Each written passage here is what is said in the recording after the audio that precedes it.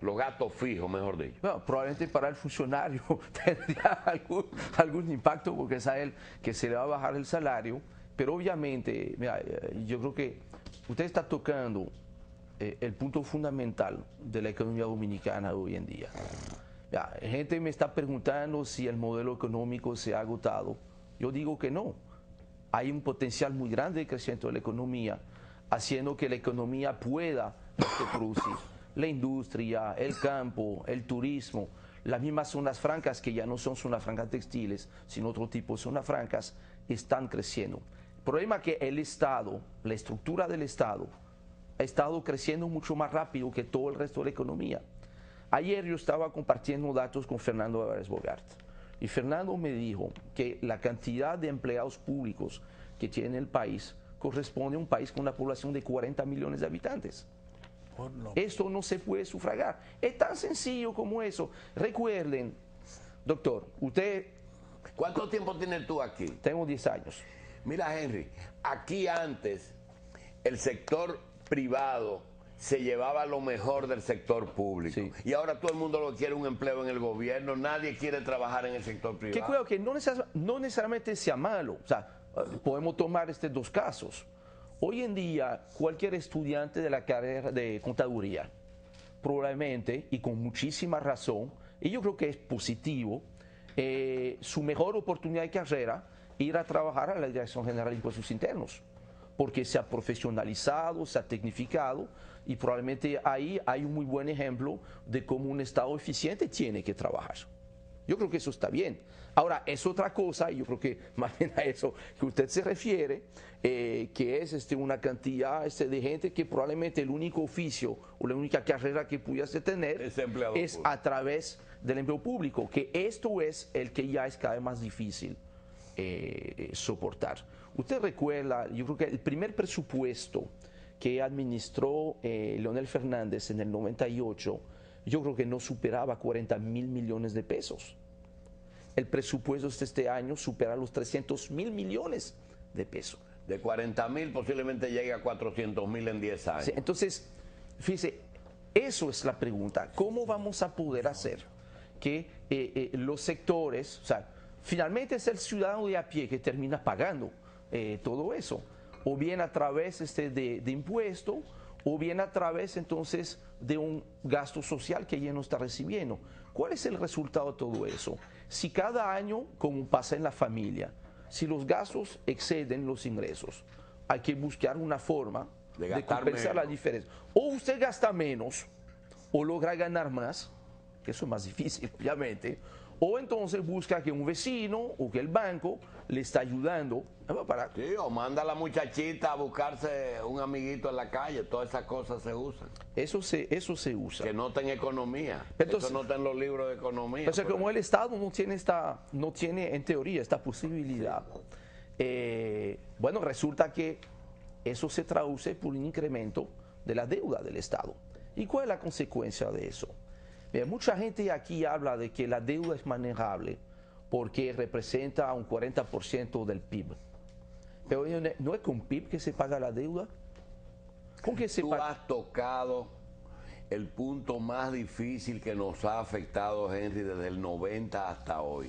La acusación que se hacía era la capacidad de endeudamiento de República Dominicana es mucho mayor de la que estaban utilizando los gobiernos. Y en este momento, comenzando con el gobierno pasado y ahora con este, se le ha dado rienda suelta a todo aquello que es préstamos que yo no voy a pagar y préstamos de bajos intereses, le dan luz verde. Eso ha hecho que solamente este gobierno ha endeudado el país más que todos los gobiernos de la historia de la República Dominicana. Pero si tú hablas con un funcionario, te dice, es que no es lo mismo, y hay un ministro que me lo dice, que un empleado que gane el salario mínimo, si coge 7.000 pesos prestados, está cogiendo su salario completo. Sin embargo, 7.000 pesos para un secretario de Estado, cogerlo prestado no es nada. Usted ha tocado el tema, que precisamente hay que ver, o sea, para medir si realmente es sostenible o no el manejo de la deuda, es no es medirlo con el PIB, porque no es con PIB que se reembolsa la deuda, sino es mirar cuánto representa el servicio de la deuda, o sea, los pagos de intereses, reembolso de capital, sobre los ingresos que tiene el Estado. Hoy en día eso representa entre un 40 y un 43%, o sea, que de cada 100 pesos que le ingresa al Estado, cada vez que uno te paga ITEVIS o cada vez que uno llena el tanque de gasolina, de esos 100 pesos, 43 pesos se van para el pago de la deuda. Pago de intereses. Sí. Intereses y capital, el 43%. Casi la mitad. Casi la mitad. En otras palabras, le queda solamente 57 de esos 100 pesos para atenderse todo lo resto. ¿Y qué nos dicen los libros? Porque se hablaba del 40% del PIB. En cuanto a los ingresos, y ahí no es un dato que estoy inventando, yo estoy citando ahí una fuente que me parece mucho crédito, porque es el Ministerio de Economía de la República Dominicana, que publica en diciembre del 2008, lo pueden buscar en el internet, porque está este documento en la página de internet del Ministerio de Economía. Un documento que se llama Estudio de la Sostenibilidad de la Deuda de la República Dominicana, y menciona que en este indicador, que es el más entiendo conveniente para analizar la deuda, dice que cuando un país, el servicio de la deuda representa más del 30% de los ingresos, ya está en zona de turbulencia. Entramos en zona de turbulencia en el caso dominicano en el 2007. Todavía hasta el 2006 la deuda representa un 26% de los ingresos. Ya estamos por encima del 40%. Y como los ingresos fiscales están por debajo de lo que estaba contemplado en el presupuesto, es posible que entonces estemos ya más cerca del 43% que del 40%. Entonces estamos en esta zona de turbulencia que hace que es muy difícil disolver esta bola de nieve, porque entonces más crece el servicio de la deuda, más tengo que endeudarme, y entonces va creciendo esto como una especie de monstruo. Y eso es uno de los problemas más fuertes que tiene hoy en día la economía dominicana. Y la única manera de atenderlo es haciendo lo que hace el buen padre de familia: revisar la estructura de gasto. Pero ¿por qué Alemania, que no tenía menos crisis, decide irse a la austeridad, quizás sin necesidad, o Inglaterra? Sin embargo, países que necesitan irse a la austeridad no lo hacen. Mira, es que hemos confundido una cosa. Usted recuerda el año pasado, cuando en septiembre ya se confirma de que vamos a tener un acuerdo con el Fondo Monetario Internacional.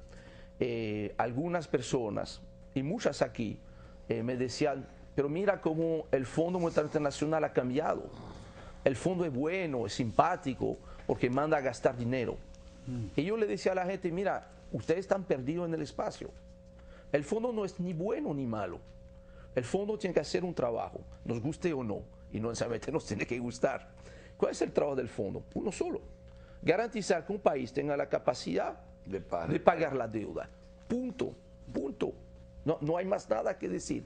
Entonces, el fondo el año pasado entendía, no sin cierta razón, de que la única manera de asegurar que países como la República Dominicana puedan pagar la deuda es reactivando la economía, que eso se hacía entonces inyectando grandes cantidades de dinero, que de eso es lo que pasó en la economía dominicana desde el último trimestre del año 2009, que eso iba a provocar entonces un fuerte crecimiento económico, que a su vez iba a reactivar la economía, provocar grandes ingresos tributarios, que con eso se iba a pagar la deuda, y que entonces a partir del segundo semestre del año 2010 se va a empezar a apretar la tuerca. Sí, pero hay algo.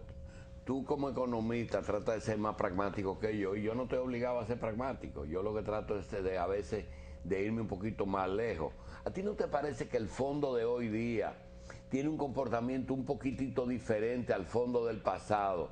Porque a veces, después que esos grandes países pagaron la deuda, que se han quedado muchos empleados del fondo sin trabajo, como que el motivo de la presencia del fondo en algunos de los países dentro de lo que está es poder tenerlo de motivo para que las medidas antipopulares que los gobiernos tienen que tomar no se le cargue el dado a ellos, sino eso es el fondo. Por eso que ustedes, los asesores de los empresarios, piden la firma con el fondo.